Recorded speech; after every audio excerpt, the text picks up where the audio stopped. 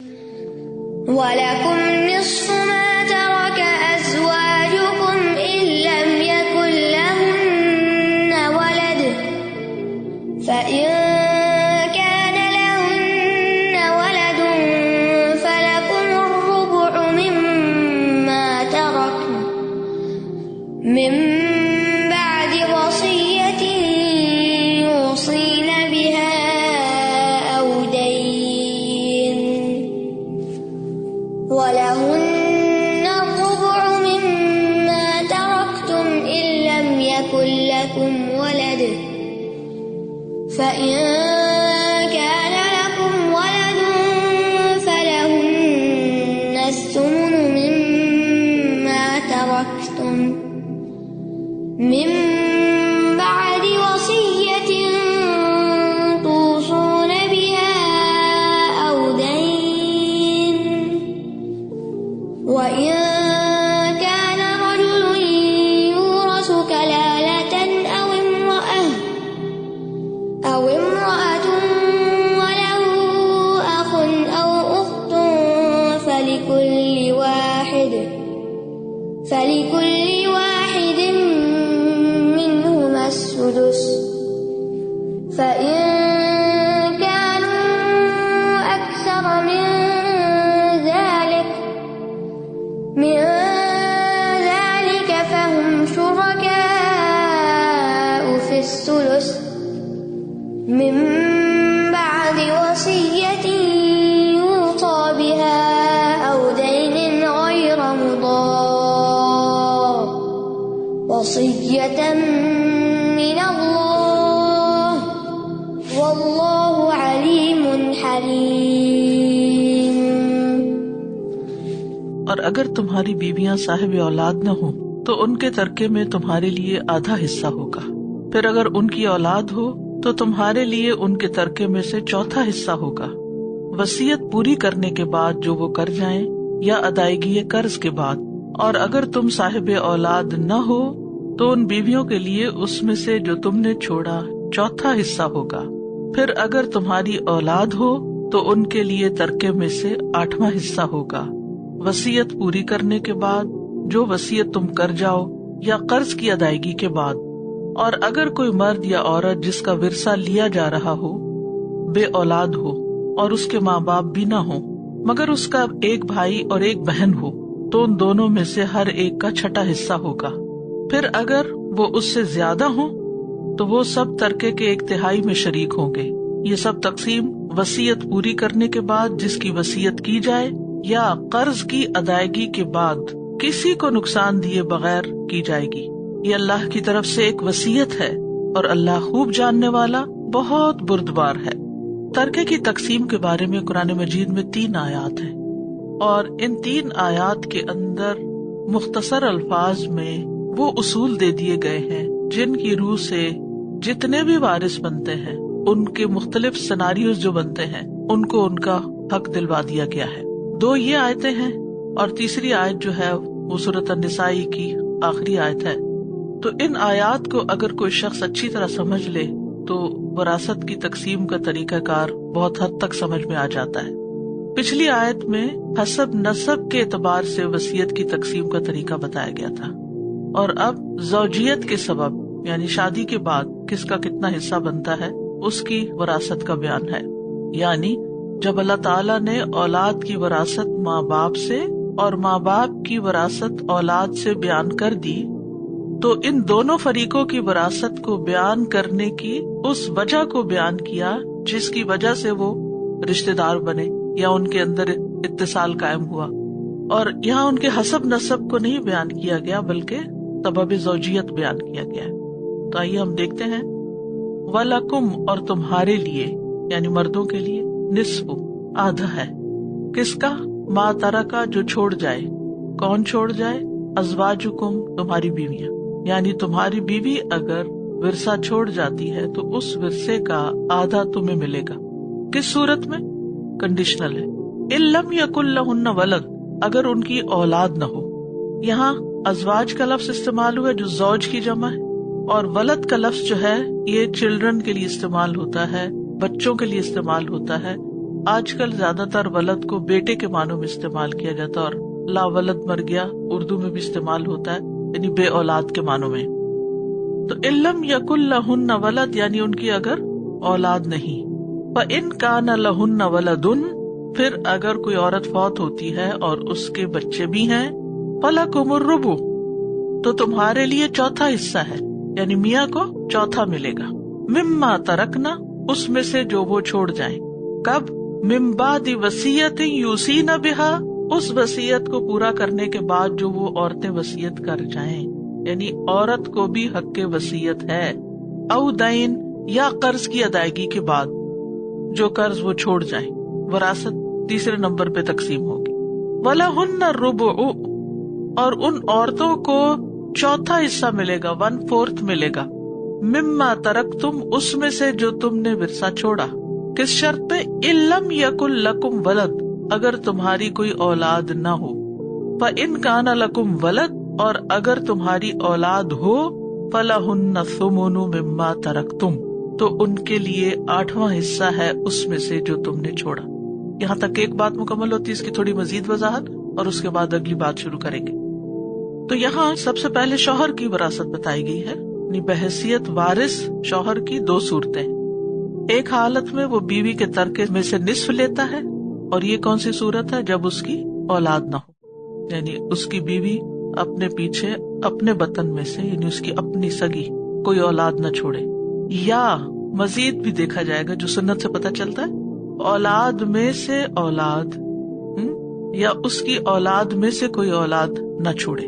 یعنی اگر عورت کی اس شوہر سے، یا کوئی اگر طلاق یافتہ ہے یا بیوہ ہے تو پچھلے شوہر سے کوئی اولاد نہ ہو، ٹھیک ہے، یا اس کی آگے اولاد نہ ہو، رائٹ، کیونکہ اولاد میں اپنے بچے بھی آتے ہیں اور بچوں کے بچے بھی آتے ہیں. پھر اگر وہ اولاد چھوڑ گئی ہے تو شوہر کے لیے ترکے میں سے چوتھا حصہ ہوگا. یہ دوسری حالت ہے. ان دونوں صورتوں میں سے جو باقی بچے گا وہ باقی وارثوں کو دیا جائے گا. لیکن وراثت کی تقسیم کب ہوتی ہے؟ من بعد وصیت یوصین بہا او دین.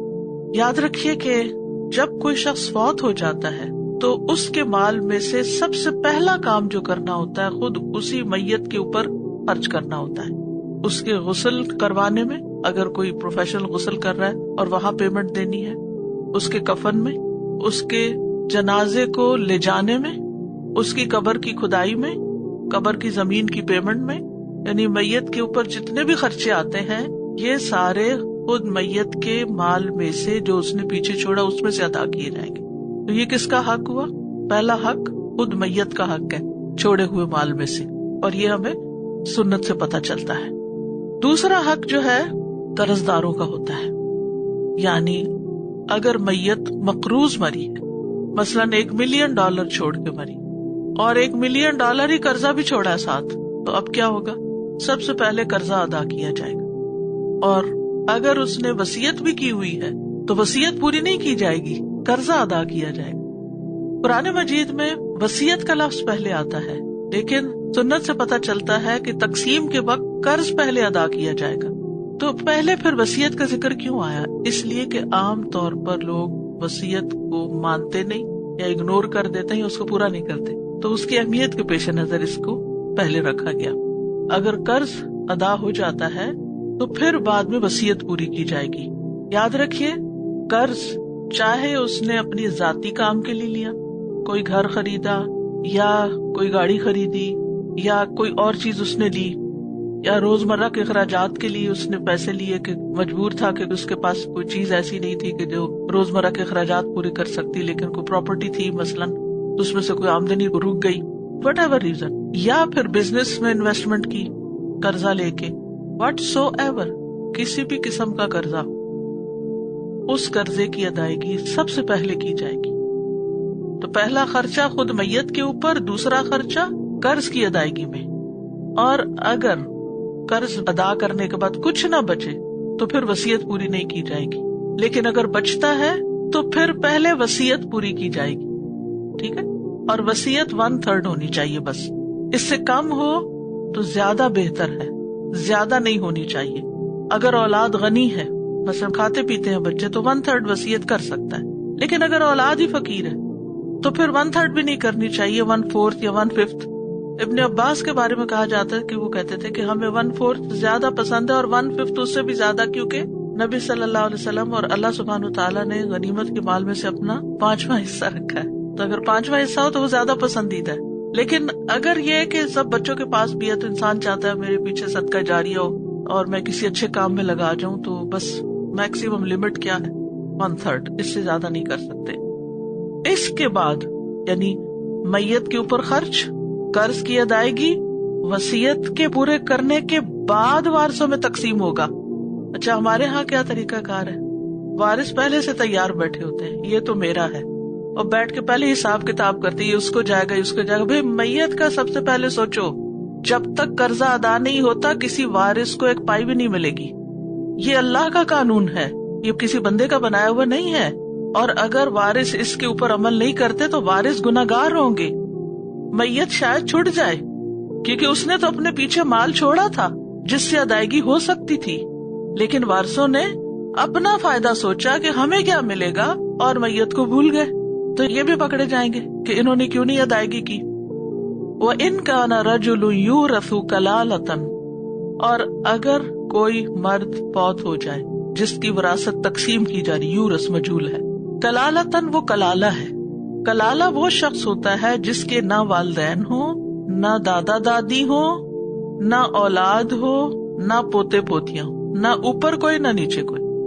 اگر انسان کو یعنی کہ جیسے کہ ایک ہیومن باڈی ہے، تو اگر ہم سمجھے کہ ایک سر ہے ہمارا اور ایک پاؤں ہے اور ایک ہمارے بازو، تو رشتہ داروں کو بھی یوں تقسیم کیا جا سکتا ہے۔ سر کو آپ سمجھے کہ والدین اوپر والے، اور پاؤں کی طرف یعنی اولاد اور اولاد کی اولاد وغیرہ، اور بازو جو ہے وہ بہن بھائی، ٹھیک ہے۔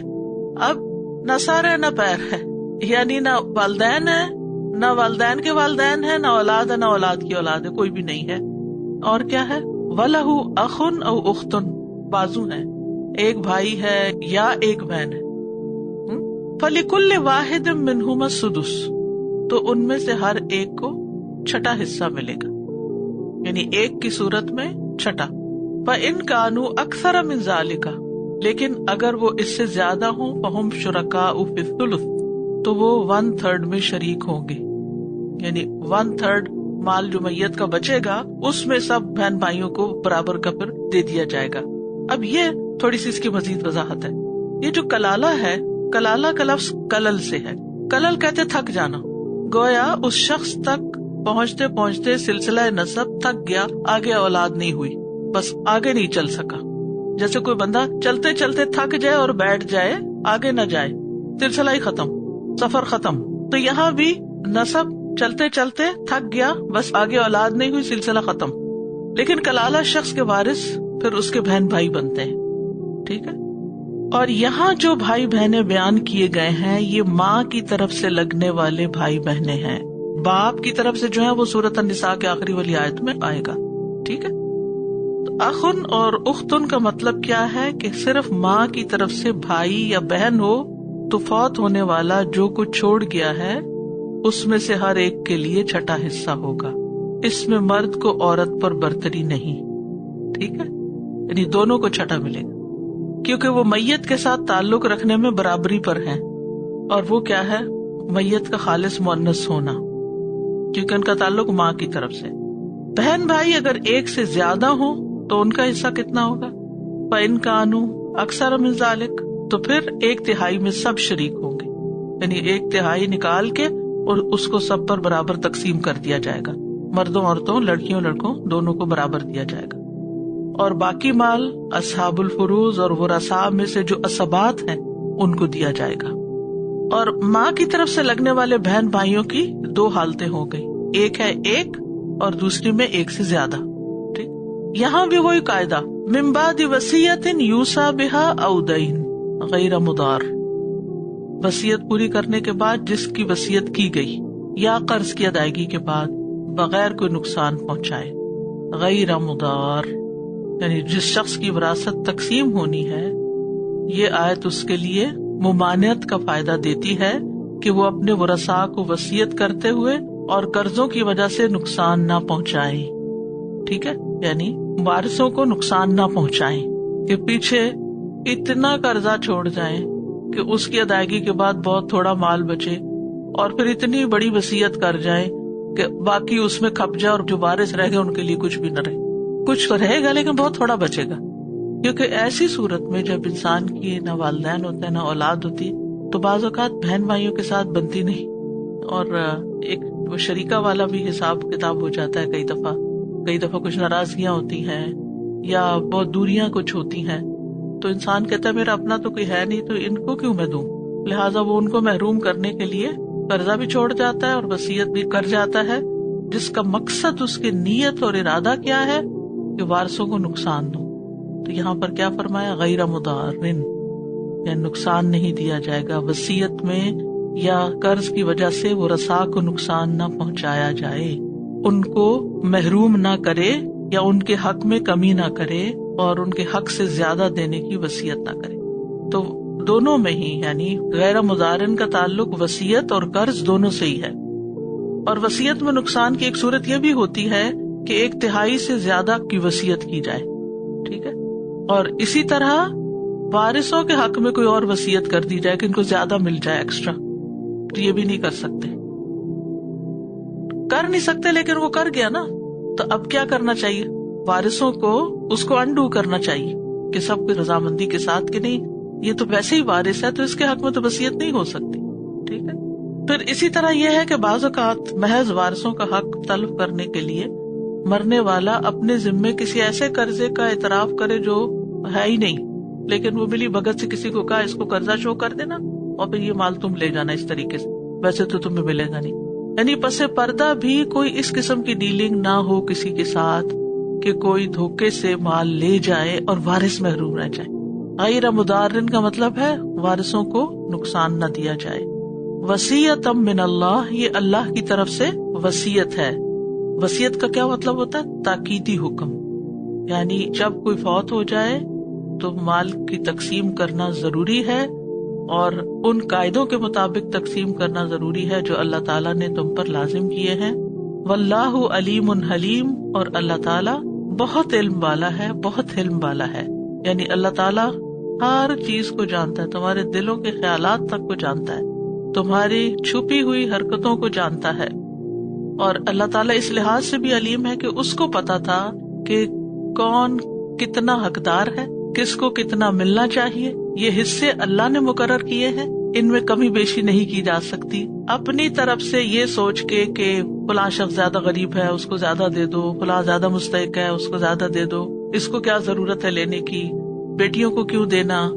اور خاص طور پر آپ دیکھیں گولڈ وغیرہ تو بچیوں کو کچھ نہ کچھ دے ہی دیا جاتا ہے، لیکن اگر زرعی زمینیں ہوں یا پراپرٹیز ہوں یا مشترکہ زمینیں ہوں تو اس میں ہمارے ہاں عمومی طور پر بہت زیادہ ظلم کیا جاتا ہے کہ بچیوں کا حصہ نہیں نکالا جاتا ہو، کسی نہ کسی طرح زبردستی معاف کرا دیا جاتا ہے. تو بہرحال یہ اللہ سبحانہ وتعالیٰ کی طرف سے جو تاکیدی حکم ہے اس پر عمل کرنا چاہیے، اور انسان کو زندگی میں ہی موت کی تیاری کر لینی چاہیے.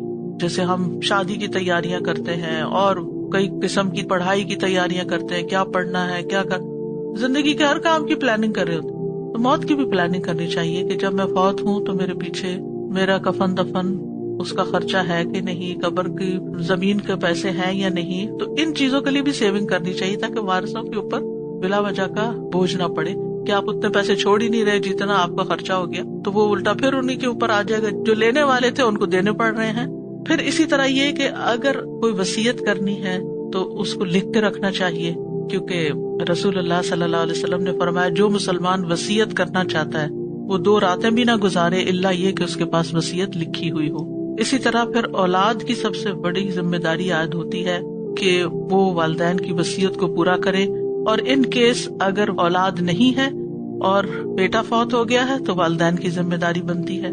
یعنی اگر اولاد چھوٹی ہے اور والدین زندہ ہے تو والدین کی ذمہ داری بنتی ہے کہ وہ وصیت کو پورا کریں، یا قرضہ ہے تو اس کو ادا کریں، اس کی فکر کریں.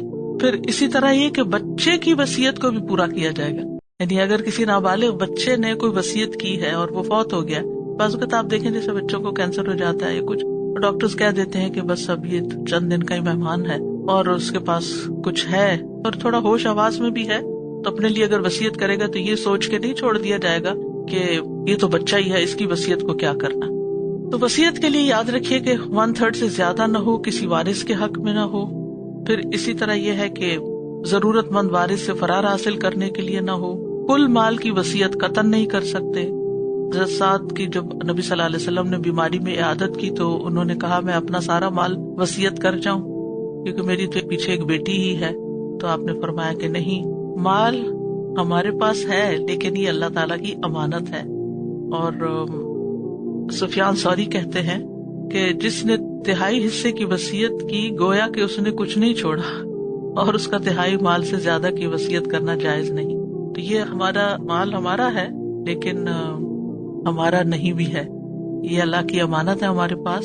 قیامت کے دن جو سوال ہوں گے مال کے بارے میں وہ اس بارے میں بھی ہوگا کہ کہاں سے آیا اور پھر کہاں لگایا. صرف زندگی میں نہیں، کہاں لگایا، مرنے کے بعد بھی کہاں لگے گا، کس کو جانا چاہیے اور کیسے جائے گا، اس کی بھی پلاننگ ہونی چاہیے. تلك حدود اللہ ومن يطع اللہ ورسولہ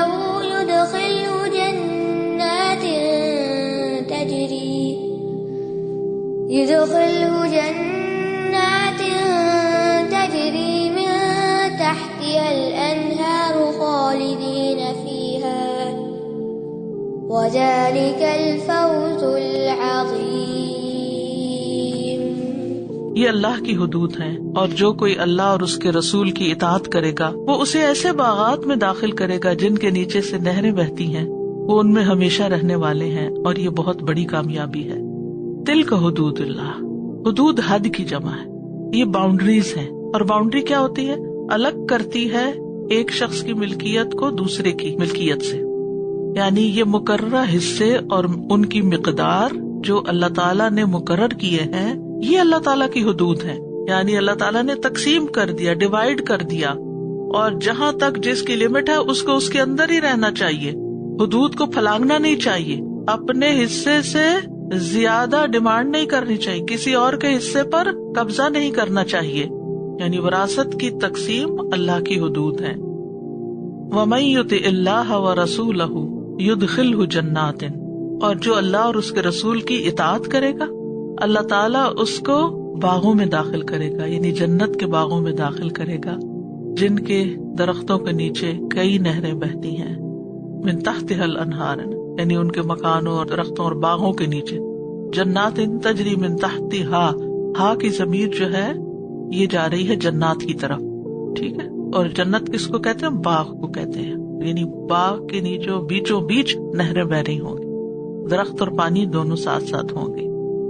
خالدین فیہا، جمع کا صیغہ استعمال کیا گیا، اگلی آیت میں سنگولر آئے گا، فرق یاد رکھیے. اس میں ہمیشہ رہنے والے، یعنی جمع کا صیغہ استعمال کیا گیا کہ جنت والے ایک دوسرے سے ملاقات بھی کریں گے اور اکٹھے بھی ہوں گے اور خوشیوں کو شیئر بھی کریں گے. لیکن اس کے برعکس جو جہنم والے ہیں ان میں سے ہر ایک کو اپنی مصیبت پڑی ہوئی ہوگی. وذالک الفوز العظیم، اور یہ بہت بڑی کامیابی ہے. یعنی جو لوگ اللہ اور اس کے رسول کی اطاعت کرتے ہیں انہی کے لیے بے مثال کامیابی ہے، ہر ایک کے لیے نہیں.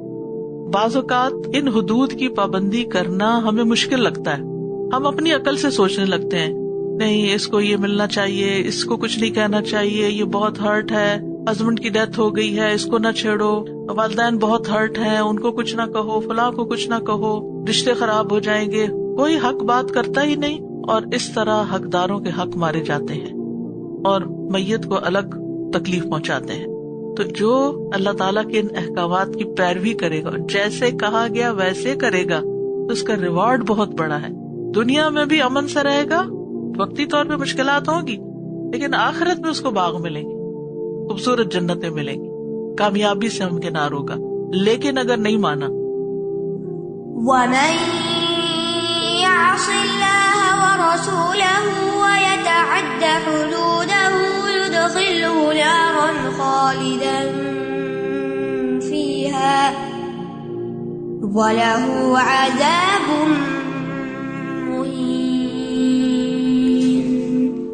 وَمَن يَعْصِ اللَّهَ وَرَسُولَهُ وَيَتَعَدَّ حُدُودَهُ يُدْخِلْهُ نَارًا خَالِدًا فِيهَا وَلَهُ عَذَابٌ مُهِينٌ، اور جو کوئی اللہ اور اس کے رسول کی نافرمانی کرے گا اور اس کی حدود سے تجاوز کرے گا وہ اسے آگ میں داخل کرے گا جس میں وہ ہمیشہ رہنے والا ہے، اور اس کے لیے رسوا کرنے والا عذاب ہے۔ یہ اس کے بالکل برعکس ہے، یعنی جو اللہ کی ان حدود کی پابندی نہیں کریں گے، مال صحیح تقسیم نہیں کریں گے، صحیح حکم نہیں مانیں گے، تو پھر آگے آگ ہے۔ اور اس میں آپ دیکھیے کہ یہ جو آگ ہے، اس میں یدخلہ نارا خالدا فیہا، خالدین نہیں۔ اگر جب جہنم میں بہت اکثریت ہوگی لوگوں کی، لیکن ان میں سے کوئی کسی سے ملاقات نہیں کرے گا، کوئی کسی کا حال نہیں پوچھے گا، ہر ایک کو اپنی ایسی مصیبت پڑی ہوئی ہوگی کہ اس کو نہیں پرواہ ہوگی کون کہاں ہے اور کون نہیں۔ اس کو ہوگا کہ میرے ساتھ کیا ہو رہا ہے، میں اس مصیبت سے کیسے نکلوں۔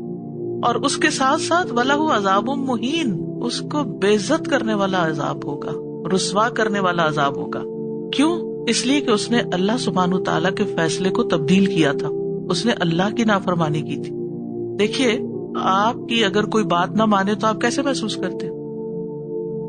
وائلیٹڈ، انسلٹڈ، ٹھیک ہے؟ تو جو اللہ سبحانہ تعالیٰ کے احکامات کو ریگارڈ نہیں کرتا، اس کو ویلیو نہیں کرتا، اس کی پرواہ نہیں کرتا، تو پھر اللہ سبحانہ تعالیٰ اس کو رسوا کرے گا، کیونکہ اس نے اللہ کے دین کو عزت نہیں دی۔ جب ہم ان احکامات کو مانتے ہیں تو اپنی خواہشات کو پیچھے چھوڑتے ہیں، اور اللہ کے حکم کو مان کر، چاہے ہماری مرضی کے خلاف ہو، چاہے ہمیں لگے کہ یہ شاید جاتی ہو رہی ہے کسی کے ساتھ، نہیں، جو اللہ کا حکم ہے وہ اللہ کا حکم ہے، سب سے آگے اس کو رکھو، نہ میرا نہ تیرا، نہ اس کا نہ اس کا، جس کو اللہ نے دیا بس اسی کا۔ اپنی مرضی سے تقسیمیں مت کرو، جیسے اللہ نے کی ہے ویسے کرو، تو عزت ملے گی، تو درجے ملیں گے، ورنہ رسوائی ملے گی۔ اور پھر آپ دیکھیے کہ یہاں پر جس چیز سے ڈرایا گیا ہے وہ غیر منصفانہ تقسیم ہے دراصل، جس میں بیٹیوں کو محروم کر دینا یا وارثوں کے حق میں وصیت کر کے ان کو زیادہ دلوا دینا۔ تو حقداروں کے حق کو مارنے پر نبی صلی اللہ علیہ وسلم نے بھی سخت ناراضگی کا اظہار کیا۔ عمران بن حسین کہتے ہیں کہ ایک آدمی نے مرتے وقت اپنے 6 کے 6 غلام آزاد کر دیے۔ بیمار ہوا نا، لگا کہ مرنے لگا، اس نے کیا کیا کہ وارثوں کو کچھ نہ ملے، چلو تم چھٹی کرو، آزاد ہو، تم ثواب کما رہا ہوں میں۔ اس کے پاس اس کے علاوہ کوئی مال نہیں تھا۔ نبی صلی اللہ علیہ وسلم کو یہ بات پہنچی تو آپ سخت ناراض ہوئے، فرمایا میں نے ارادہ کیا کہ اس کی نماز جنازہ نہ پڑھاؤں، اس نے اتنا بڑا جرم کیا ہے۔ تو ہم سب کو اپنے آخری عمل کی فکر ہونی چاہیے کہ ہم کیا وصیتیں کر رہے ہیں، کیا قرضے چھوڑ رہے ہیں، اور کیا وارثوں کے لیے چھوڑ کے جا رہے ہیں۔ انس رضی اللہ عنہ سے مروی ہے کہ رسول اللہ صلی اللہ علیہ وسلم نے فرمایا، کسی شخص پر اس وقت تک تعجب نہ کیا کرو کہ یہ بڑا نیک ہے، جب تک یہ نہ دیکھ لو کہ اس کا خاتمہ کس عمل پہ ہو رہا ہے، کیونکہ بعض اوقات ایک عمل کرنے والا شخص ساری زندگی یا ایک لمبا عرصہ اپنے نیک اعمال پہ گزار دیتا ہے کہ اگر اسی حال میں فوت ہو جائے تو جنت میں داخل ہو جائے، لیکن پھر اس میں تبدیلی پیدا ہو جاتی ہے اور وہ برے اعمال کرنے لگتا ہے۔ یعنی زندگی کا ایک بڑا ایسا بڑی نیکیاں کی، پھر بیڈ کمپنی مل گئی یا قرآن و سنت سے رشتہ تعلق چھوڑ دیا، پھر دنیا میں پڑ گیا، پھر حرام کاریوں میں پڑ گیا، تو پھر اس کا انجام بھی اسی میں ہوا، تو وہ جو پچھلے بھی نیک عمل تھے وہ بھی گئے۔ تو اسی طرح ایک اور شخص جو طویل عرصے تک ایسے گناہوں میں مبتلا رہتا ہے کہ اگر اسی حال میں مر جائے تو جہنم میں داخل ہو، لیکن پھر اس میں تبدیلی پیدا ہو جاتی ہے اور وہ نیک عمل کرنے لگ جاتا ہے، تو خاتمہ نیک عمل میں ہوتا ہے۔ تو انسان کو مرتے دم تک ایک تو استقامت کی دعا کرنی چاہیے، دوسرا یہ کہ اس بات کی فکر کرنی چاہیے کہ ہم جاتے جاتے کوئی غلط فیصلے نہ کر کے جائیں، غلط کام نہ کر کے جائیں، کسی پہ ظلم نہ کر کے جائیں، تاکہ آگے کی زندگی جو ہے وہ اچھی ہو، خاتمہ اچھا ہو، خاتمہ بالخیر کی دعا کرنی چاہیے۔ واللاتی یأتین الفاحشة من نسائکم فاستشهدوا عليهن 4 منكم فإن شهدوا فأمسكوهن في البيوت حتى يتوفاهن الموت أو يجعل الله لهن سبيلا۔ اور تمہاری عورتوں میں سے جو بے حیائی یعنی زنا کا ارتکاب کریں تو ان کے اس جرم پر اپنے مردوں میں سے 4 گواہ طلب کرو، پھر اگر وہ گواہی دے دیں تو ان کو سزا کے طور پر گھروں میں روک رکھو یہاں تک کہ موت انہیں آ لے یا اللہ ان کے لیے کوئی اور راستہ بنا دے۔ سورۃ النساء عورتوں سے متعلق کافی احکامات اپنے اندر رکھتی ہے۔ پہلے عورتوں کے حقوق کا ذکر کیا گیا، ان کا مہر ادا کرنے کی بات کی گئی، مردوں کے ساتھ ان کو وراثت میں شریک کیا گیا، وَلِلنِّسَاءِ نَصِيبٌ مِّمَّا تَرَكَ الْوَالِدَانِ أَوِ الْأَقْرَبُونَ، اور اب یہاں عورتوں کی حدود بھی بیان کی جا رہی ہیں کہ کیا چیز ان کے لیے جائز نہیں اور اس پر سزا کیا ہے وہ بھی بتائی جا رہی ہے. یعنی ہمارے دین کے اندر ایک اعتدال ہے، ایک طرف جہاں نعمتیں ملتی ہیں وہاں دوسری طرف اکاؤنٹیبلٹی بھی ہے، رسپانسبلٹی بھی ہے. ایک مسلمان عورت ہونے کی حیثیت سے اگر اللہ تعالیٰ نے ہمارے حقوق رکھے ہیں تو اس میں سپوائل نہیں ہونا چاہیے کہ اب ہم جو مرضی کر لیں. نہیں، ہماری لمٹس ہیں، حدود ہیں، اور مسلمان عورت کی حدود کیا ہے کہ وہ اپنی عزت و عصمت کی حفاظت کرے، اپنی حیا کی حفاظت کرے اور نیک کام کرنے کے ساتھ ساتھ فحش کاموں سے بچے. واللاتی یاتین الفاحشہ، وہ عورتیں جو فاحشہ کا ارتکاب کریں. فاحشہ کا لفظ ہے نا فحش سے، فحش کہتے ہیں قول اور فعل میں سے ہر گندی اور قبیح چیز، لیکن یہاں پر جس چیز کی طرف اشارہ ہے فاحشہ وہ زنا ہے. فاحشہ کا لفظ قرآن مجید میں کئی جگہ پر استعمال ہوا ہے، فحشاء کا لفظ بھی آیا ہے. اپنے باپ کی بیوی سے نکاح کرنے کو بھی فحش کام کہا گیا ہے. زنا کے لیے بھی لفظ آیا ہے، عمل قوم لوط کے لیے بھی آیا ہے. اور فحشاء ایسی برائی ہوتی ہے جو عقل اور شرع دونوں سے پہچانی جاتی ہے. کس سے؟ عقل اور شرع دونوں سے پہچانی جاتی ہے. اس کے برعکس منکر وہ برائی ہوتی ہے جو صرف شرع سے پہچانی جاتی ہے، یعنی شریعت ہمیں بتاتی ہے کہ یہ کام نہیں کرنا، یہ حرام ہے، یہ گناہ کا کام ہے. تو من نسائکم واللاتی یاتین الفاحشۃ، اور وہ عورتیں جو ارتکاب کریں فاحشہ کا یعنی زنا کا، من نسائکم تمہاری عورتوں میں سے. نسائکم، نساء جمع ہے اور اس میں سنگل، میرڈ، ڈیورسڈ، وڈو، بچوں والی، بغیر بچوں والی، کوئی بھی، یعنی عورت کے جتنے بھی روپ ہیں ان میں سے کوئی بھی ہو. کم کا مطلب ہے یعنی تم مسلمان عورتوں میں سے، اپنی عورتیں، یعنی یہ مومن عورتوں کا بیان ہے. جیسے آتا نا وَاسْتَشْهِدُوا شَهِيدَيْنِ مِن رِّجَالِكُمْ، تو اس میں بھی کم سے مراد یعنی ایک تو مرد ہے اور پھر مسلمان. فَاسْتَشْهِدُوا عَلَيْهِنَّ أَرْبَعَةً مِّنكُمْ، تو ان پر گواہ طلب کرو، یعنی اگر انہوں نے ایسا کوئی عمل کیا ہے تو اس کے لیے گواہ لاؤ. اربعتن، چار، منکم، تم ہی میں سے، یعنی زنا کے ثبوت کے لیے 4 گواہوں کی شرط ہے. ٹھیک ہے، اور مسلمان ہونا شرط ہے اور مرد ہونا شرط ہے. اس میں عورتوں کی گواہی نہیں ہوگی کیونکہ سزا سخت ہے نا، تو پھر عورتوں کو سپیئر کر دیا گیا ہے. اور پھر گواہ بھی عینی شاہد ہوں. مثلاً یہ نہیں ہو سکتا کہ اگر کسی مرد اور عورت کو کسی کمرے میں دیکھا ہے تو کہیں یہ زنا کر رہے تھے، ایسا نہیں کہہ سکتے. اور ایون اگر کسی کو ایک دوسرے کے بالکل قریب بھی دیکھا ہے، جب تک اس عمل کو نہ دیکھے کرتے ہوئے اس وقت تک گواہی نہیں دے سکتے. اور اگر صرف 3 لوگوں نے دیکھا، چوتھا نہیں مل رہا اور انہوں نے بات کی کہیں، تو ان میں سے ہر ایک پہ 80 کوڑے پڑ جائیں گے. منہ بھی نہیں کھولنا تاکہ دوسروں کی عزت و عصمت کی حفاظت ہو. تو فاستشہدوا، اور پھر وہ جب گواہی دیں گے تو بول کر لفظوں کے ساتھ گواہی دیں گے کہ ہم نے ان کو یہ کام اس طرح کرتے دیکھا ہے اور اس کی صحیح حالت میں دیکھا ہے. صرف شک و شبہ کی بنا پر کسی کے بارے میں ایسی کوئی بات نہیں کہی جا سکتی، کیونکہ اگر کوئی صرف الزام تراشی کرے تو اس کی سزا سورۃ النور میں بتائی گئی. والذین یرمون المحصنات ثم لم یأتوا بأربعة شہداء فاجلدوہم 80 جلدۃ ولا تقبلوا لهم شہادة ابدا واولئک هم الفاسقون. اور وہ لوگ جو پاک دامن عورتوں پر تہمت لگائیں پھر 4 گواہ نہ لائیں تو انہیں 80 کوڑے مارو اور ان کی گواہی کبھی قبول نہ کرو، اور وہی نافرمان لوگ ہیں، فاسق لوگ ہیں. اسی طرح اگر کوئی شخص اپنی بیوی کو زنا کرتے ہوئے دیکھتا ہے تو اس کے لیے بھی 4 گواہ لانا ضروری ہوگا.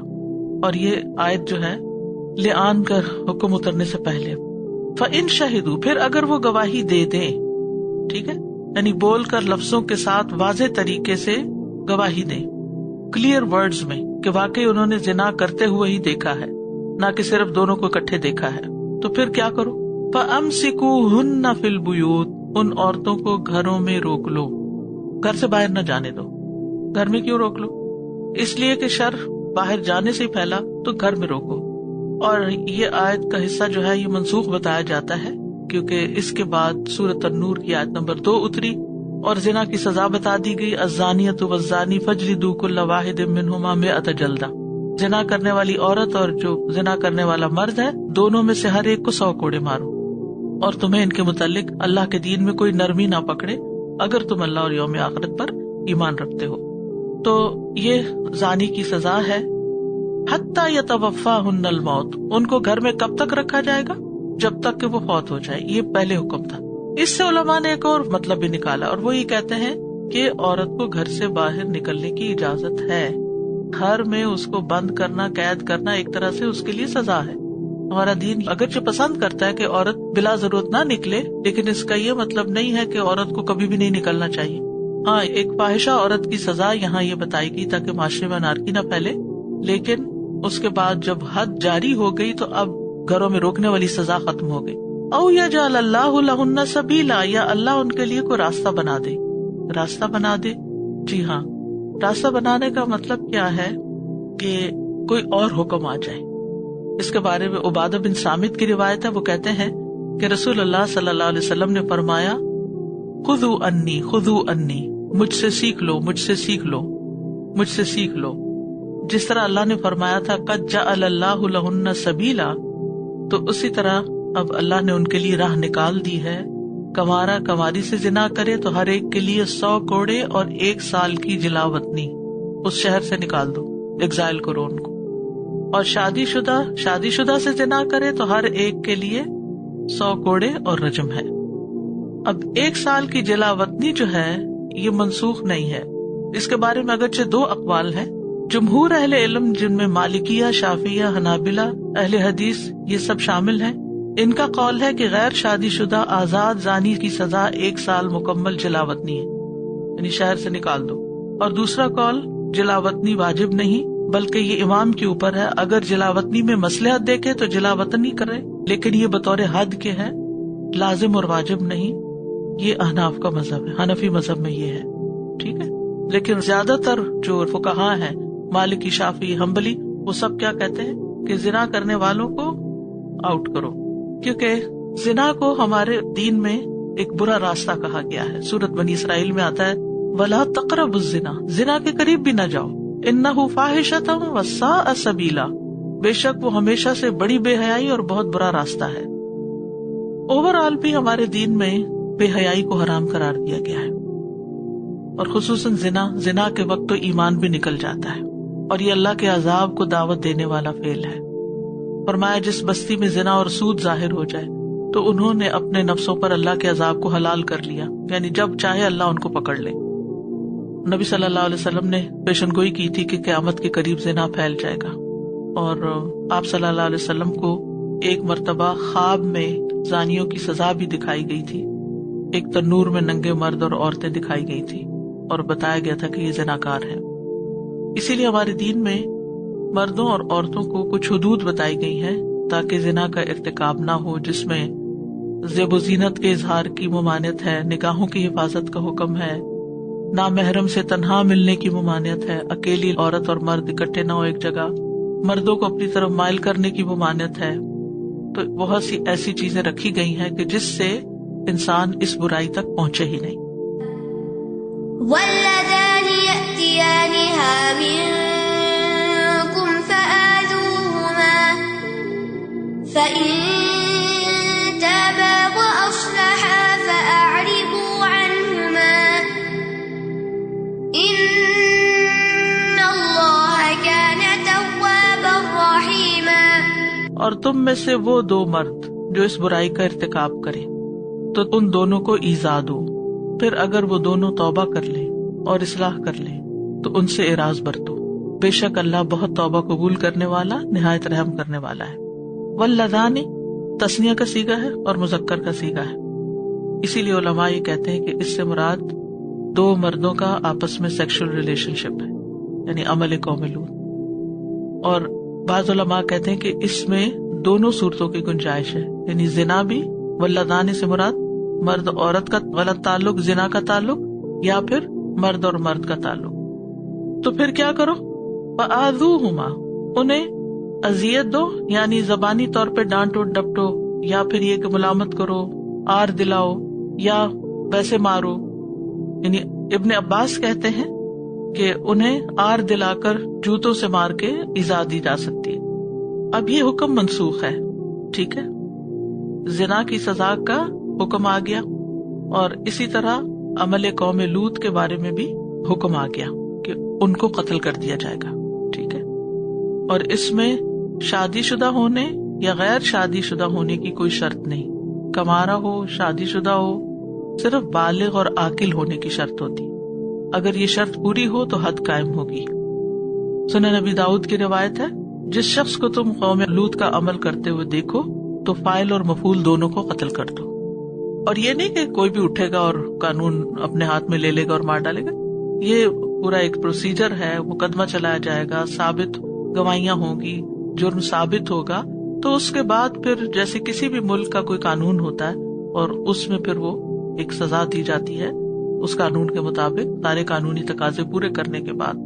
اب یہ نہیں کہ ماں باپ نے اگر دیکھا ہے اپنی اولاد میں سے کسی کو قتل تو وہ خود سے اس کو مارنا شروع کر دے, یہ نہیں ہو سکتا. فَإِن تَابَا وَأَصْلَحَا فَأَعْرِضُوا عَنْهُمَا, پھر اگر وہ دونوں توبہ کر لیں اور اصلاح کر لیں تو ان سے اعراض برتو. یہ پہلے کا حکم ہے نا, یعنی اگر گناہ سے رجوع کر لیں, نادم ہو, دوبارہ نہ کرنے کا عہد کریں اور طرز عمل کی اصلاح کریں. توبہ جو ہوتی ہے وہ دل میں ہوتی ہے اور اصلاح جو ہوتی ہے وہ عمل میں ہوتی ہے. یعنی عملی طور پر بھی دکھائیں کہ اب انہوں نے اپنی کمپنی بدل لی ہے, تو ایسی صورت میں ان کو اذیت دینا چھوڑو, ان کو آر دلانا چھوڑو. لیکن یاد رکھیے کہ یہ حکم حدود کے نازل ہونے سے پہلے کا ہے. جب حدود نازل ہو گئی تو آیت منسوخ کر دی گئی. ان اللہ کان توابا رحیما, بے شک اللہ تعالیٰ بہت توبہ قبول کرنے والا, بڑا ہی مہربان ہے. یعنی اگر کسی شخص سے ایسی کوئی غلطی ہو گئی ہے انسان ہونے کے ناطے اور وہ کسی کو پتہ نہیں چلی, لیکن خود اس کو پتا ہے کہ اس نے کیا کیا زندگی میں, تو پھر وہ توبہ کر لے اور اپنے عیب کھول کھول کے مت بتائے. اللہ سے توبہ کر لے اور معافی مانگ لے, اس کے بعد نیک عمل شروع کر دے, تو اللہ سبحانہ تعالیٰ بہت مہربان ہے. ابو ہریرہ کہتے ہیں نبی صلی اللہ علیہ وسلم نے فرمایا, زنا کرنے والا جب زنا کرتا ہے تو اس وقت وہ مومن نہیں رہتا.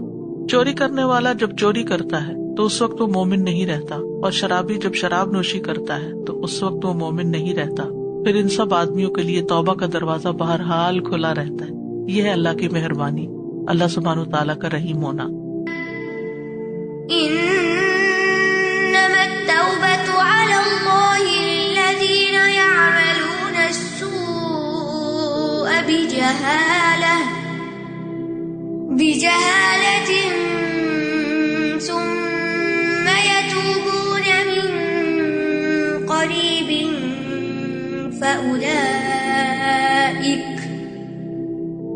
فأولئك يتوب الله عليهم وَكَانَ اللَّهُ عَلِيمًا حَكِيمًا. بے شک اللہ کے ذمہ تو ان لوگوں کی توبہ قبول کرنا ہے جو جہالت کی وجہ سے برائی کا ارتکاب کرتے ہیں پھر جلد ہی توبہ کر لیتے ہیں. تو یہی وہ لوگ ہیں جن پر اللہ مہربان ہوتا ہے, اور اللہ بہت علم والا, بہت حکمت والا ہے. مطلب کیا اس آیت کا کہ اللہ تعالیٰ صرف ان لوگوں کی توبہ قبول کرتا ہے جو نافرمانیوں اور گناہوں کا ارتکاب کر لیتے ہیں اور اس کے انجام سے جاہل ہوتے ہیں, لا علم ہوتے ہیں کہ ان کی کوئی سزا بھی ہوگی. یعنی بہت سے لوگ ایسے ہیں جو ان برائیوں کو برائی نہیں سمجھتے یا ان کو معمولی چیز سمجھ کے اس کا ارتکاب کرتے ہیں. تو جو انسان بھی غلطی کرے, ارادے کے ساتھ کرے یا پھر نافرمانی سے کرے, وہ جاہل ہی شمار ہوگا. کیوں؟ اس لیے کہ اس وقت اس کی عقل پہ پردہ پڑ گیا, پتا تھا حکم, پتا تھا انجام, لیکن اس کے دماغ پہ پردہ پڑ گیا اور اس نے غلط کام کر لیا, اور بعد میں ریئلائز کیا اور پھر ریگریٹس ہوئی, پھر شرمندہ ہوا, پھر اس کے بعد اس نے توبہ کی اور موت سے پہلے توبہ کر لی, اللہ کی اطاعت شروع کر دی, اپنی اصلاح کر لی. تو ایسے شخص پر اللہ تعالیٰ بھی مہربان ہوگا. تو انما التوبۃ علی اللہ, بے شک توبہ قبول کرنا اللہ کے ذمہ ہے. کن کے لیے؟ للذین, ان لوگوں کے لیے, یعملون السوء بجہالۃ, جو جہالت کی وجہ سے, لا علمی کی وجہ سے برے کام کر بیٹھتے ہیں. تو اللہ تعالیٰ کا بندوں کی طرف رجوع کرنا کیا ہے کہ بندوں کو توبہ کی توفیق دے دیتا ہے, اور جب بندے توبہ کرتے ہیں تو وہ قبول کر لیتا ہے. اور پھر یہ ہے کہ یہ کسی شخص کا عالم ہونا صرف یہی نہیں کہ وہ قرآن حفظ کر لے یا احادیث کو جان لے، پتہ یہاں سے چلے گا کسی کے عالم ہونے کا کہ اس نے اس پہ عمل کتنا کیا. جو شخص علم پر عمل نہیں کرتا وہ جاہل کہلاتا ہے. ٹھیک ہے، جان بوجھ کے گناہ کرنا بھی جہالت ہے. یوسف علیہ السلام کا اپنے گناہ میں پڑ جانے کو جہالت کہنا ہمیں قرآن سے پتہ چلتا ہے. رب السجن احب الی مما یدوننی الی والا تصرف عنی کیدہن اصب الیہن واکن من الجاہلین. کہ اے میرے رب، مجھے قید خانہ اس سے زیادہ محبوب ہے جس کی طرف یہ سب مجھے دعوت دے رہی ہیں. اگر تو مجھ سے ان کے فریب کو نہ ہٹائے گا تو میں ان کی طرف مائل ہو جاؤں گا اور جاہلوں میں سے ہو جاؤں گا. یعنی اگر میں نے ان کی بات مان لی تو میں بھی جاہل ہو جاؤں گا. یعنی اگرچہ ان کا مقام بہت بڑا تھا، لیکن کسی کا مقام کتنا بھی بڑا ہو، لیکن اگر وہ غلط کام کرتا ہے تو گویا اس نے جہالت کا ثبوت دیا ہے. موسیٰ علیہ السلام نے جب اپنی قوم کو کہا تھا کہ گائے ذبح کرو تو انہوں نے کہا تھا کہ اتتخذنا ہزوا قال اعوذ باللہ ان اکون من الجاہلین. پھر اسی طرح اللہ سبحانہ تعالیٰ نے نوح علیہ السلام کو کہا تھا انی اعوذک ان تکون من الجاہلین، میں تمہیں نصیحت کرتا ہوں کہ تو جاہلوں میں سے ہو جائے، یعنی ایسی دعا کر کے جو انہوں نے کی تھی. تو جان بوجھ کے گناہ کرنے والا اس لیے جاہل ہے کہ اس نے اپنے علم کو جہاں استعمال کرنا چاہیے تھا وہاں استعمال نہیں کیا. تو حماقت اور جہالت ہی کی وجہ سے انسان گناہ کرتا ہے. عقل رکھنے والا، سمجھدار غلط کام نہیں کرتا. تو اگر کوئی شخص کسی غلط کام کا ارتکاب کر رہا ہے تو اس کا مطلب ہے وہ انتہائی حماقت کا ثبوت دے رہا ہے، اپنے انجام کو خطرے میں ڈالے ہوئے ہے.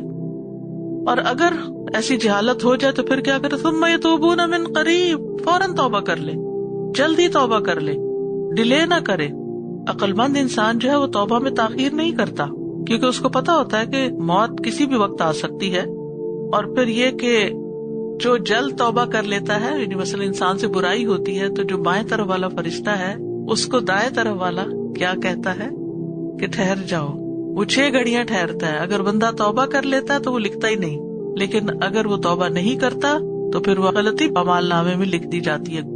اللہ پہ پیار آتا ہے کہ کس طرح غلطی بھی ہو گئی اور پھر انسان اللہ کی طرف پلٹ گیا، رونے دھونے لگ گیا، صدقہ خیرات کیا، دعائیں کی، اللہ تعالیٰ معاف کر دیتا ہے. وَكَانَ اللَّهُ عَلِيمًا حَكِيمًا، اور ہے اللہ علم والا، حکمت والا، یعنی بندوں کے حالات کو جانتا ہے کہ بندے کتنے کمزور ہیں، ان کے اندر کیا کیا ویکنیسز ہیں، اور حکمت والا ہے کہ ان بندوں کو اللہ کی رحمت کی ضرورت ہے تو اس نے اپنی رحمت کا اظہار بھی کر دیا. تو بندے جب تک بخشش مانگتے رہیں گے اللہ تعالیٰ معاف کرتا رہے گا. حدیث میں آتا ہے اے ابن آدم، بے شک تو جب تک مجھے پکارے گا، دعا کرے گا اور مجھ سے پر امید رہے گا، میں جو بھی تمہارے گناہ ہوں گے ان کو بخشتا رہوں گا اور پرواہ نہیں کروں گا. اے ابن آدم، اگر تیرے گناہ آسمان کی بلندیوں تک پہنچ جائیں پھر تو مجھ سے بخشش طلب کرے تو میں تجھے بخش دوں گا اور میں کوئی پرواہ نہیں کروں گا. اے ابن آدم، اگر تو زمین کے برابر گناہ کر لے اور میرے پاس آ جائے، اس حال میں ملے مجھ سے کہ میرے ساتھ کسی کو شریک نہ کیا ہو، تو میں تجھے اس قدر بخشش عطا کر دوں گا. شرک ایسا گناہ ہے کہ جو معاف نہیں ہوتا جب تک کہ انسان واقعی اس سے چھوڑ نہ دے. تو گناہ کے بعد استغفار کرنے سے بخشش مل جاتی ہے. کیا طریقہ ہے؟ نبی صلی اللہ علیہ وسلم نے فرمایا جو بندہ بھی کوئی گناہ کر بیٹھے پھر اچھی طرح وضو کرے، پھر 2 رکعت نماز پڑھے اور بخشش مانگے اللہ سے. اس نماز کو کیا کہتے ہیں؟ صلاۃ التوبہ. تو اللہ تعالیٰ اس کو بخش دیتا ہے. پھر آپ نے یہ آیت پڑھی والذین اذا فعلوا فاحشۃ او ظلموا انفسهم ذکروا اللہ فاستغفروا لذنوبهم ومن یغفر الذنوب الا اللہ ولم یصروا علی ما فعلوا وهم یعلمون. ایسے لوگوں سے جب کوئی فحش کام ہو جاتا ہے یا وہ اپنے آپ پہ ظلم کر بیٹھتے ہیں تو فوراً انہیں اللہ یاد آ جاتا ہے اور وہ اپنے گناہوں کی معافی مانگنے لگتے ہیں. اور اللہ کے سوا اور کون ہے جو گناہ معاف کر سکے، اور وہ جانتے بوجھتے اپنے کیے پر اصرار نہیں کرتے. وَلَيْسَتِ التَّوْبَةُ لِلَّذِينَ يَعْمَلُونَ السَّيِّئَاتِ حَتَّى إِذَا حَضَرَ أَحَدَهُمُ الْمَوْتُ قَالَ إِنِّي تُبْتُ الْآنَ وَلَا الَّذِينَ يَمُوتُونَ وَهُمْ كُفَّارٌ أُولَئِكَ أَعْتَدْنَا لَهُمْ اور نہ ہی ان لوگوں کی توبہ قبول ہوتی ہے جو برے عمل کرتے رہتے ہیں، یہاں تک کہ جب ان میں سے کسی ایک کو موت آتی ہے تو وہ کہتا ہے بے شک میں اب توبہ کرتا ہوں۔ اور نہ ہی توبہ کی قبولیت ان لوگوں کے لیے ہے جو کفر کی حالت میں مر جاتے ہیں، یہی وہ لوگ ہیں جن کے لیے ہم نے دردناک عذاب تیار کر رکھا ہے۔ یعنی کفر کے علاوہ بھی جو گناہوں میں زندگی بسر کریں اور توبہ کیے بغیر مر جائیں تو ان کی بھی پکڑ ہے۔ یعنی اللہ تعالیٰ ایسے لوگوں کی توبہ قبول نہیں کرتا جو نافرمانیوں کے ارتکاب پہ اڑے رہتے ہیں، ڈٹے رہتے ہیں، کسی کے سمجھانے سے نہیں سمجھتے، کسی مصیبت کے آنے پر نہیں جھکتے، اپنے رب کی طرف رجوع نہیں کرتے، یہاں تک کہ جب موت آ جاتی، موت کی بے ہوشی طاری ہو جاتی، تو جب عذاب کے فرشتے نظر آتے ہیں تو پھر کہتا ہے اب میں توبہ کرتا ہوں، اس وقت توبہ قبول نہیں ہوتی۔ یعنی موت کے وقت توبہ قبول نہیں ہوتی، ورنہ صغیرہ گناہ ہو یا کبیرہ گناہ ہو، انسان جب اللہ کی طرف پلٹتا ہے تو اللہ تعالیٰ ان کو معاف کر دیتا ہے۔ کچھ گناہوں کا کفارہ دینا ہوتا ہے، کچھ گناہوں کے اوپر یعنی ایک طرح سے پینلٹی ہوتی ہے، تو موت کے وقت توبہ قبول نہیں ہوتی۔ جیسے فرعون کی مثال ہے، فرعون جب غرق ہونے لگا تو اس نے کیا کہا کہ جس پہ بنی اسرائیل ایمان لائے میں بھی اس پہ ایمان لاتا ہوں، اور یہ اس وقت لاچاری کی حالت میں مجبوراً کہہ رہے ہوتے توبہ کرنے کو کہ اب مصیبت آ گئی تو اب نکلیں اس سے، ورنہ جب تک اپنی مرضی اور ارادہ تھا تو کوئی ارادہ نہیں تھا توبہ کرنے کا، نہ کوئی مرضی تھی توبہ کرنے کی۔ اگر مرضی ہوتی تو اتنی اللہ نے مہلت دی، اتنی زندگی دی، کبھی نہ کبھی کر ہی لیتے۔ لیکن یاد رکھیے کہ توبہ کی توفیق بھی اللہ کی رحمت سے ملتی ہے، اور اللہ تعالیٰ علیمن حکیمہ ہے، اس کو پتا ہے کس کو توفیق دینی ہے اور کس کو توفیق نہیں دینی۔ وَلَلَّذِينَ يَمُوتُونَ وَهُمْ كُفَّارٌ، اور نہ ان لوگوں کو معافی ملے گی جو کفر کی حالت میں جان دیں۔ یعنی توبہ سے محروم رہنے والا دوسرا گروہ کون سا ہے؟ جو اسلام قبول کیے بغیر مر جائیں، جس کی مثال نبی صلی اللہ علیہ وسلم کے چچا ہے۔ پھر اسی طرح سورج کے مغرب سے طلوع ہونے کے بعد شرک کا ارتکاب کرنے والا، یعنی اگر کوئی شخص اپنی زندگی میں ایک طرف شرک کر رہا ہے، دوسری طرف اور گناہ کر رہا ہے، تو وہ اور گناہوں سے توبہ کر لیتا، شرک کو شرک ہی نہیں سمجھتا، تو اس کی توبہ نہیں قبول ہوگی، اس کے باقی گناہ بھی نہیں معاف ہوں گے۔ پھر تو شرک کا چھوڑنا بہت ضروری ہے۔ پھر اسی طرح کھلم کھلا گناہ کرنے والے اوپنلی ڈھٹائی کے ساتھ، اور جو توبہ نہ کرے اس کی توبہ قبول نہیں ہوتی، اسے معاف نہیں کیا جاتا، یہ بھی حدیث میں آتا ہے۔ اولئک اعتدنا لہم عذابا علیما، ایسے لوگوں کے لیے ہم نے دردناک عذاب تیار کر رکھا ہے۔ اب ذرا پوری توجہ سے ان آیات کی تلاوت سنیے تاکہ اول سے آخر تک بات پوری پکچر آپ کے سامنے واضح ہو جائے۔ وَلْيَخْشَ الَّذِينَ لَوْ تَرَكُوا مِنْ خَلْفِهِمْ ذُرِّيَّةً ضِعَافًا خَافُوا عَلَيْهِمْ فَلْيَتَّقُوا اللَّهَ وَلْيَقُولُوا قَوْلًا سَدِيدًا إِنَّ الَّذِينَ يَأْكُلُونَ أَمْوَالَ الْيَتَامَى ظُلْمًا إِنَّمَا يَأْكُلُونَ فِي بُطُونِهِمْ نَارًا وَسَيَصْلَوْنَ سَعِيرًا يُوصِيكُمُ اللَّهُ فِي أَوْلَادِكُمْ لِلذَّكَرِ مِثْلُ حَظِّ الْأُنثَيَيْنِ فَإِن كُنَّ نِسَاءً فَوْقَ اثْنَتَيْنِ فَلَهُنَّ ثُلُثَا مَا تَرَكَ وَإِن كَانَتْ وَاحِدَةً فَلَهَا النِّصْفُ وَلِأَبَوَيْهِ لِكُلِّ وَاحِدٍ مِّنْهُمَا السُّدُسُ مِمَّا تَرَكَ إِن كَانَ لَهُ وَلَدٌ فَإِن لَّمْ يَكُن لَّهُ وَلَدٌ وَوَرِثَهُ أَبَوَاهُ فَلِأُمِّهِ الثُّلُثُ فَإِن كَانَ لَهُ إِخْوَةٌ فَلِأُمِّهِ السُّدُسُ مِن بَعْدِ وَصِيَّةٍ يُوصِي بِهَا أَوْ دَيْنٍ آباؤكم وأبناؤكم لا تدرون أيهم أقرب لكم نفعا فريضة من الله إن الله كان عليما حكيما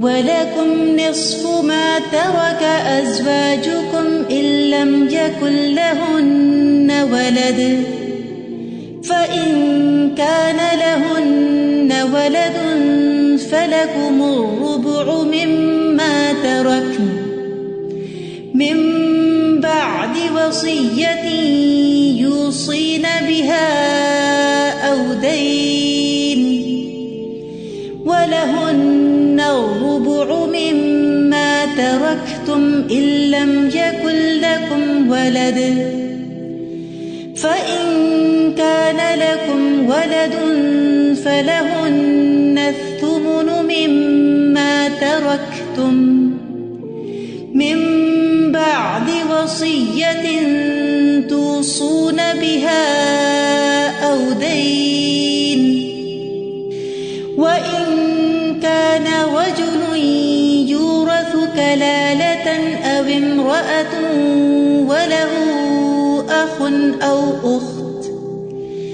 وَلَهُ أَخٌ أَوْ أُخْتٌ فَلِكُلِّ وَاحِدٍ مِّنْهُمَا السُّدُسُ فَإِن كَانُوا أَكْثَرَ مِن ذَلِكَ فَهُمْ شُرَكَاءُ فِي الثُّلُثِ مِن بَعْدِ وَصِيَّةٍ يُوصَى بِهَا أَوْ دَيْنٍ غَيْرَ مُضَارٍّ وَصِيَّةً مِّنَ اللَّهِ وَاللَّهُ عَلِيمٌ حَلِيمٌ تِلْكَ حُدُودُ اللَّهِ وَمَن يُطِعِ اللَّهَ وَرَسُولَهُ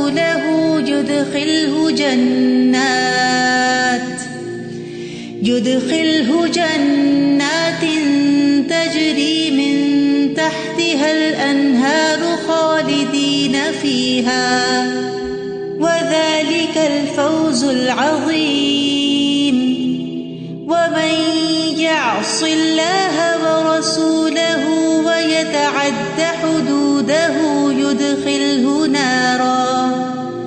يُدْخِلْهُ نَارًا خَالِدًا فِيهَا وَلَهُ عَذَابٌ مُهِينٌ وَاللَّاتِي يَأْتِينَ الْفَاحِشَةَ مِن نِّسَائِكُمْ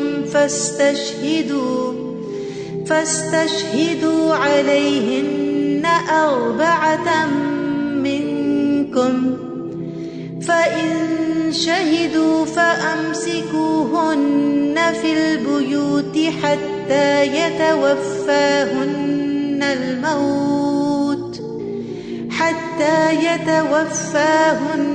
الموت أو يجعل الله لهن سبيلا واللذان يأتيانها منكم فآذوهما فإن تابا وأصلحا فأعرضوا عنهما إن الله كان توابا رحيما إنما التوبة على الله للذين يعملون السوء بجهالة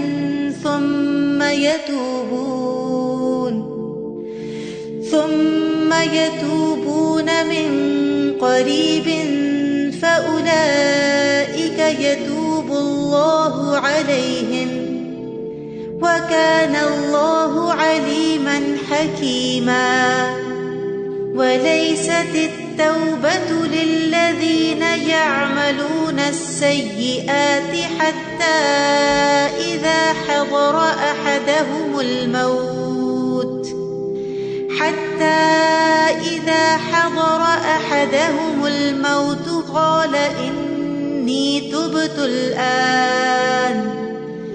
قال إني تبت الآن ولا الذين يموتون وهم كفار أولئك أعتدنا لهم عذابا أليما وآخر دعوانا ان الحمد للہ رب العالمین. سبحانک اللہم وبحمدک، اشہد ان لا الہ الا انت، استغفرک واتوب الیک. السلام علیکم ورحمۃ اللہ وبرکاتہ.